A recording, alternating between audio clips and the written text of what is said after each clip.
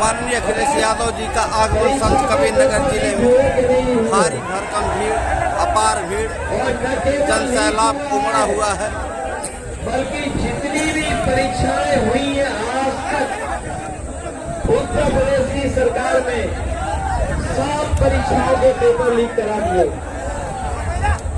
याद रखना नौजवान, ये आपकी परीक्षाएं लीक नहीं हुई है, ये परीक्षाओं का पेपर लीक नहीं किए हुआ है, बल्कि नौकरी न देनी पड़े इसलिए भारतीय जनता पार्टी ने जानबूझ करके आपके सब पेपर लीक करा दिए।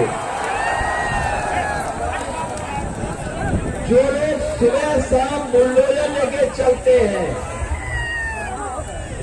जो गरीबों को और हमारे अल्पसंख्यक भाइयों को डराने के लिए बुलडोजर रखते हैं, लेकिन 10 से ज्यादा परीक्षाओं के पेपर लीक हो गए, लेकिन एक भी परीक्षा लीक करने वाले के ऊपर उन्होंने बुलडोजर नहीं चलाया। याद रखना, इस परीक्षा के रद्द होने से और पेपर लीक होने से आपकी नौकरी तो गई ही है, लेकिन 1/3 जीवन आपका इन्होंने बर्बाद कर दिया है।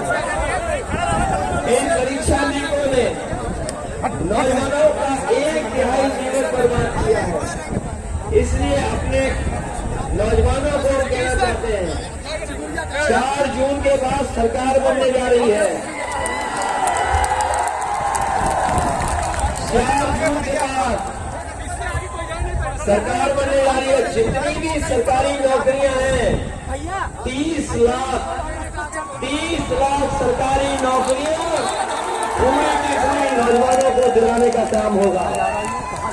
न केवल सरकार की 20 लाख नौकरी, बल्कि जो फौज की नौकरी इन्होंने आधी अधूरी की है, जो अग्निवीर की 4 साल की नौकरी है, वो 4 साल की नौकरी को खत्म करके अपने नौजवानों को पक्की नौकरी दिलाने का काम होगा। न केवल पक्की नौकरी, बल्कि फौज की भर्ती को जो कम किया है, देश की सुरक्षा के लिए, सीमाओं की रक्षा के लिए, अगर हमें फौज की नौकरी के लिए ज्यादा नौकरी करनी पड़ेगी तो ज्यादा नौकरियां निकलवा करके अपने नौजवानों को पक्की नौकरी, जिससे अपनी पूरी बर्दी पहन करके सम्मान के साथ नौकरी कर सके, वो इंतजाम समाजवादी पार्टी और इंडिया गठबंधन करने जा रहा है। जहां हमारे गरीब और किसान भाई जानते होंगे कि बड़े बड़े उद्योगपतियों का बीजेपी ने कर्ज माफ कर दिया, और कोई छोटा मोटा कर्ज माफ नहीं हुआ है। अभी तक जो सुनने में आ रहा है, जो आंकड़े बता रहे हैं और बैंकों से जो जानकारी मिली है, बीजेपी की सरकार ने उद्योगपतियों का 25 लाख करोड़ रुपया माफ किया है।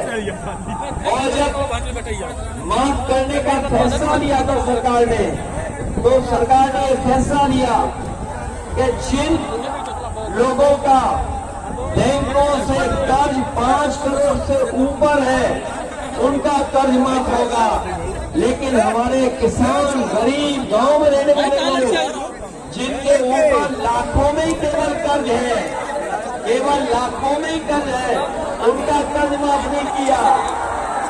इसलिए अपने गरीब किसान भाइयों को हम लोग कह के जा रहे हैं, सरकार बनेगी तो जिस तरीके से उद्योगपतियों का करोड़ों का कर्ज माफ किया है, अपने किसानों का लाखों का कर्जा माफ करने का काम हम इंडिया गठबंधन वाले लोग करेंगे।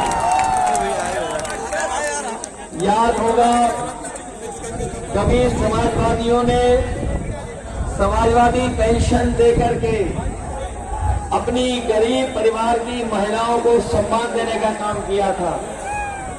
उस समय संसाधन कम थे, उत्तर प्रदेश की सरकार में हम लोग कम दे पा रहे थे, पिछली बार जो 2017 में जब हम लोगों ने घोषणा पत्र तैयार किया था, उस समय कहा था कि हम लोग 3,000 रुपए भी देंगे। लेकिन अब इंडिया गठबंधन ने तय किया है, जो हमारी गरीब परिवार की महिलाएं हैं, जिनके पास जीवन यापन के लिए और आगे बढ़ने के लिए कोई रास्ता नहीं है, उन गरीब परिवार की महिलाओं को हम लोग साल में 1 लाख रुपए दे करके उनका सम्मान देने का काम करेंगे।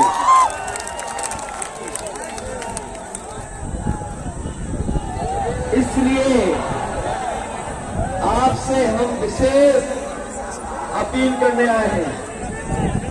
ये दिल्ली वाले और लखनऊ वालों ने मिलकर के उत्तर प्रदेश और देश को पीछे कर दिया, पीछे छोड़ दिया है।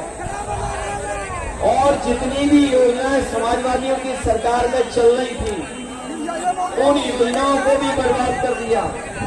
और आज हालत ऐसी पैदा हो गई है कि गरीब अगर अपना इलाज भी कराना चाहे तो किसी सरकारी अस्पताल में इलाज नहीं हो पा रहा है, न इलाज हो पा रहा है।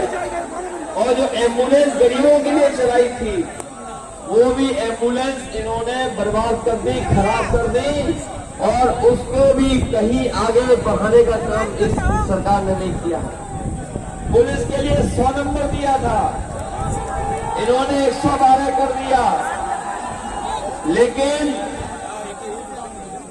सुनने में ये आ रहा है कि जब फोन मिलाते हैं और पुलिस पहुंचती है तो दोनों पक्षों से पैसा वसूल लेती है। इस सरकार में भ्रष्टाचार बढ़ा है और इतनी बड़े पैमाने पर बेईमानी हुई है। हमारे तमाम साथियों को ये पता लग गया होगा कि इन्होंने इलेक्टोरल बॉन्ड के नाम पर बड़े बड़े उद्योगपतियों से पैसा वसूल दिया,